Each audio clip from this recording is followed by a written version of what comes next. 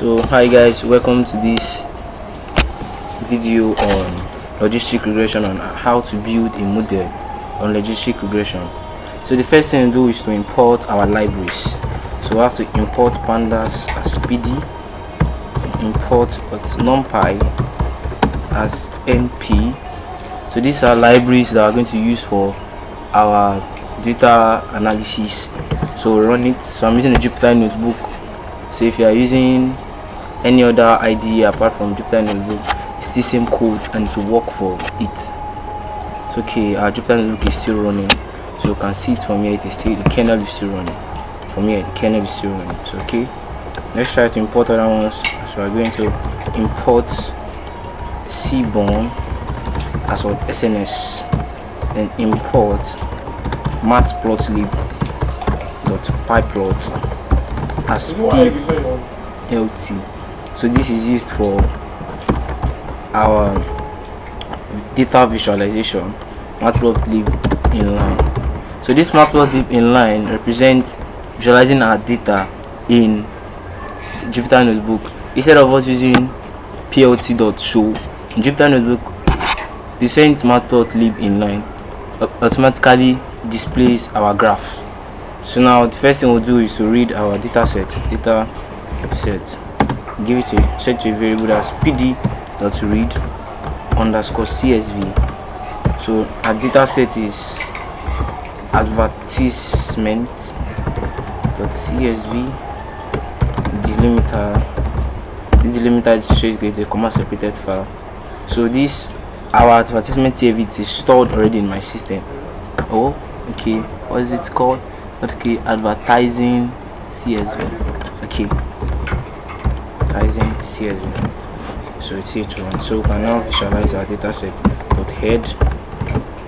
So we can see this is our data set, and from here, since it's a classification problem, that's why using logistic regression. So you can see our dependent variable should be clicked on add, because from our value count we can see data, as we're indexing it out, click on add, then we'll do it to value count. Okay, rather data set. So you can see it is 500. So from here we can see, okay, our data can find the data shape. Oh, okay, that's a data set shape. So this is our data set shape. It is 10,000 row by 10 columns. So and from here we have to, next thing we'll do is to check our categorical variables. So the types, how much is in data? Okay, it's not callable. So this is it. So you can see that float 64, integer 64, float 64. Then these ones that represent object are what are categorical variables, so we cannot deal with these ones. City is a categorical variable, country and timestamp, these ones are categorical variable. So now let's do a little exploratory data analysis. Exploratory. So EDA, yeah. Exploratory data analysis. So make this a markdown and run it. Now we can describe our data to check all the statistical values of our data in our data set right now. So you can see on our data set the count for each of them is 100. So this, your describe brings out your category, your numerical variables in your data set, then it calculates the statistical values for each and every one of them. So you can see from here a data set that contains the add topics like your city and all in your describe, because why it's calculates only your numeric values.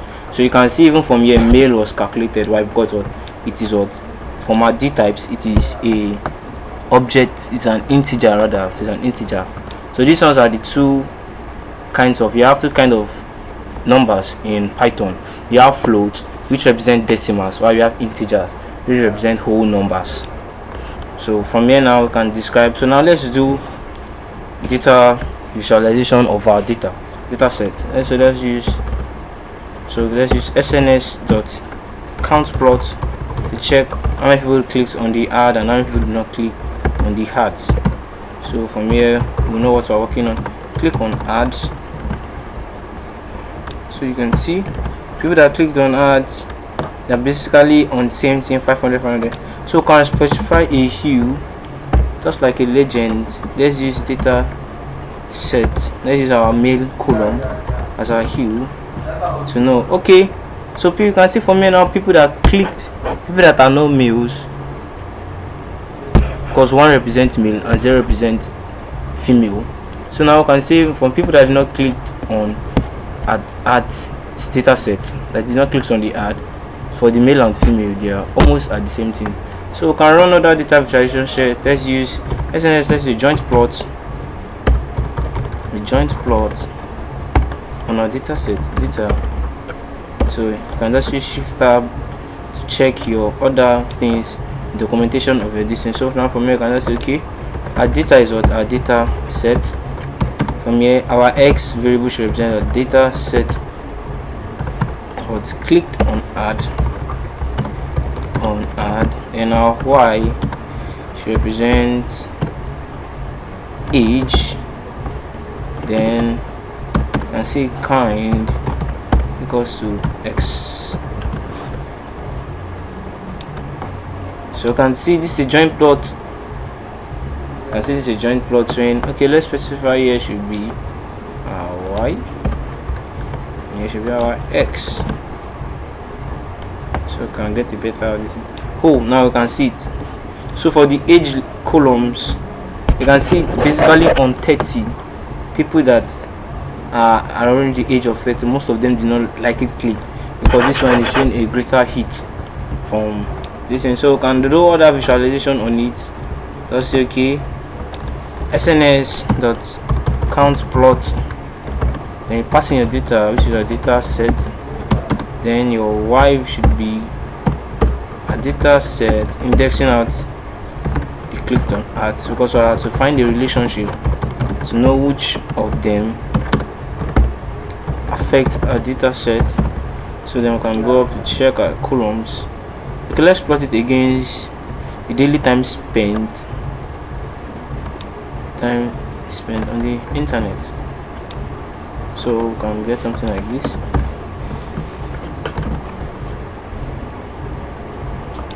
So we can see okay, let's make this click on add. Let's do a visualization on the age column, so you see what we're talking about. So you can say from here people around the age of 20 to 40 or 50 mostly clicked on, spend more time on the internet, spend less time rather on the internet. On 50 down to 20 you can see a very good visualization. There's a more heat map, so let's try to use a heat map. Let's use x, let's make it x, so get it clear. So now you can say from here people around the age of 30 spend more time on the internet than people around the age of 50 and 40. So you can see this dot map, this black map represent okay, there is a more concentration at those parts. So you can see to other visualization by using SNS.joint plot again, finding, because the essence of visualization is to get to understand your data set and to know what you are looking for. So let's go up and try to plot a relationship between daily time spent and daily internet usage.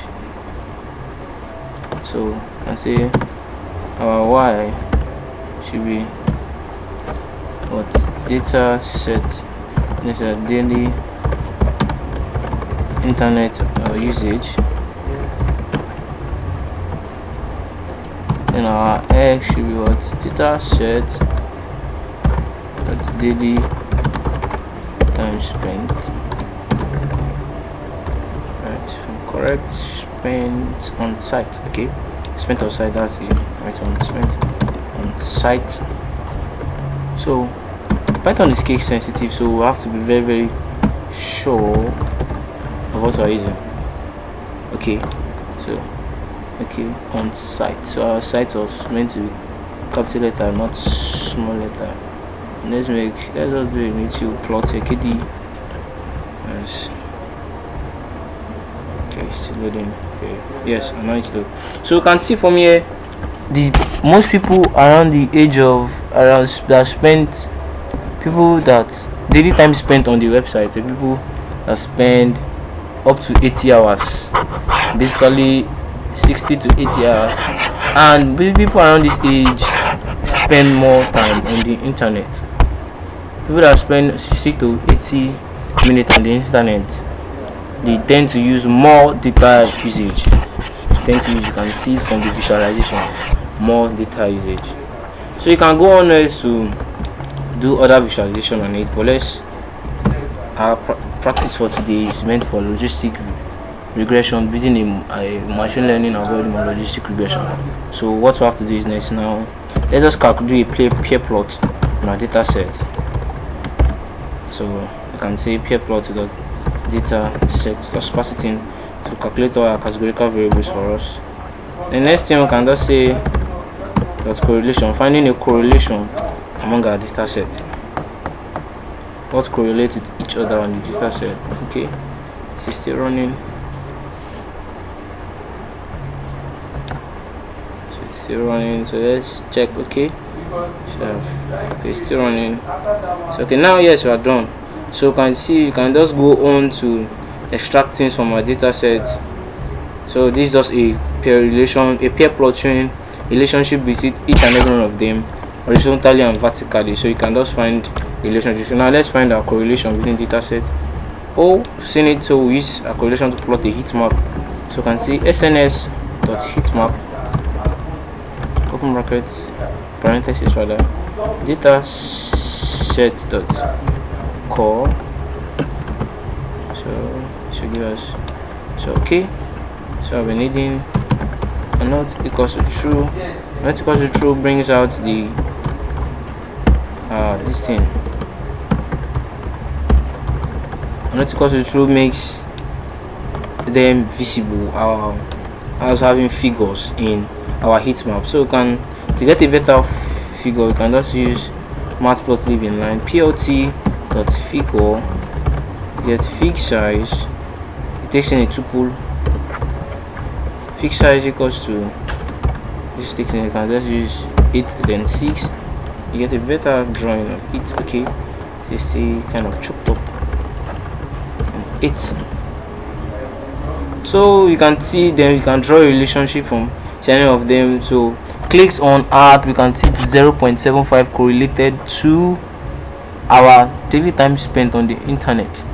So you can see these ones are more correlated to each other than the other one. So this one will affect our prediction, daily time spent, followed by the age, followed by the income, then this one having a negative correlation. So from here now we can now say, okay, let's have gotten it, let's now start using our regression model. So imputing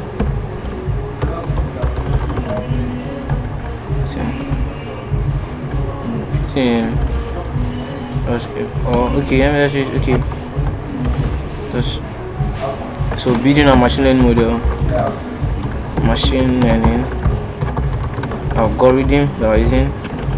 So this should be HM rather, yeah. So make the markdown, then run it. So now we're using from so we can rename our file from here, logistic regression practice question. Okay, now that's practice. So from here I can say from sklearn.linear model import logistic regression. So you can see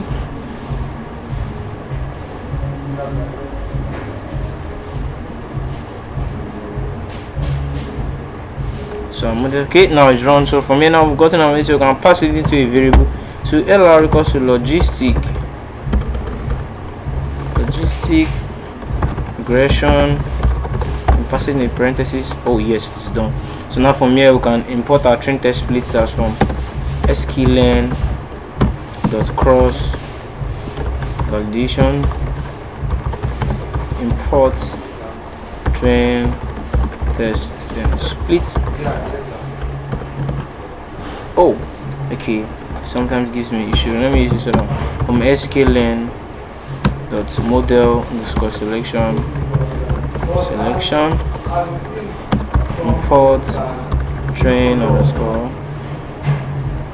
okay, start test underscore split. So on. Oh, I used total then, so it gave me too much of it. So for me now, the first thing to do is to find our categorical variables. So separate our categorical variables, because when you're inputting your model, the machine learning algorithm does not recognize your alphabet, so it takes it. When we are doing natural language processing, that's when you can use a categorical variables for your model. But for now, the logistic regression, supervised learning and non-supervised learning do not take in categorical features, so we have to separate our categorical features. So for me, I will say data.dtypes. Okay, data set rather. It's not callable. So from here we can just say, okay, these are columns, so we can say x equals to data set. So passing.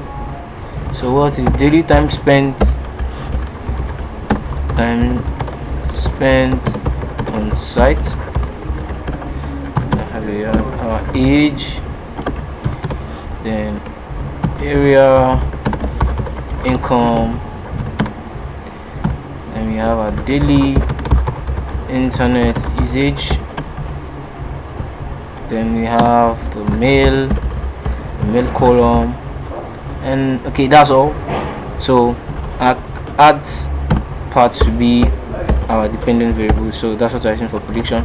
So that's the data set, clicked on add.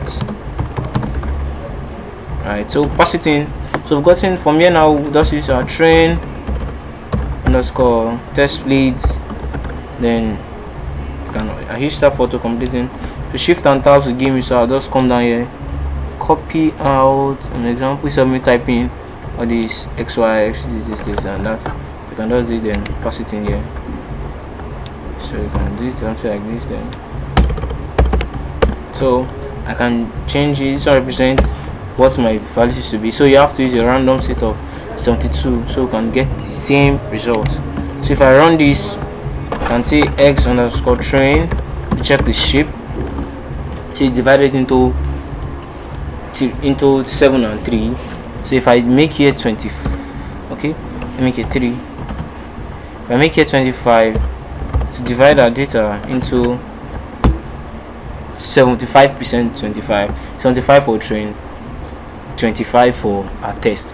But so let me just make it 30, so I have a better prediction. So from here now I can just say lr dot classifier, so pass it into, okay, no, not classifier, let's the fit. We fit our model into the logistic regression. So x dot train and y underscore the train, so pass it into it, so you can see pass our model into it. Now the best first thing to do is just predict our model. From here you can see lr dot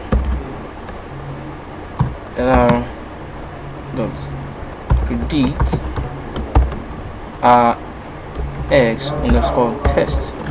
So just give it a model prediction, pass the variable prediction equals to lr.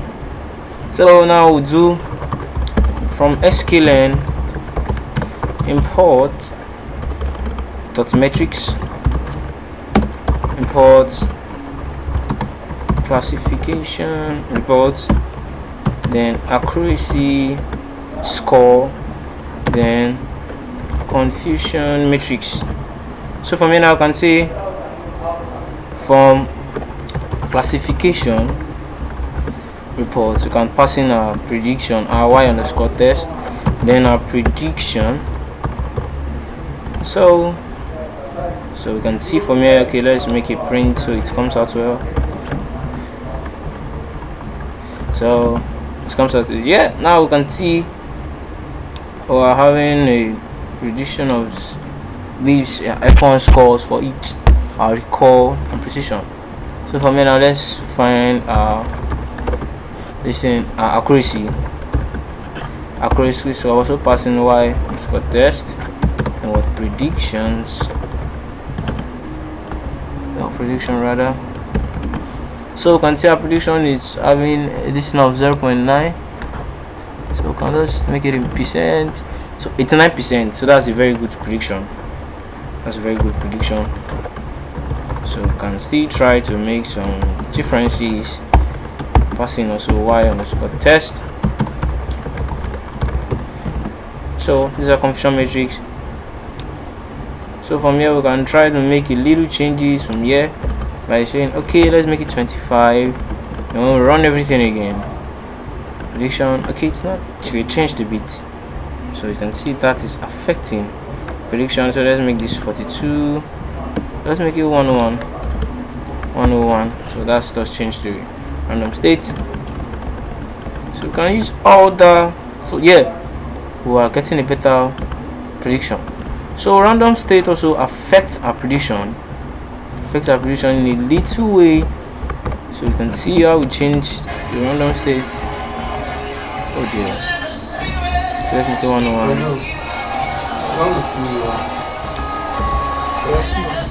So I can run it. So you can see 91.6. So that's a very good prediction. So that's all for today. I'll be dropping the file we're working with on my GitHub link. So that's all for today. Thank you very much. How live is that?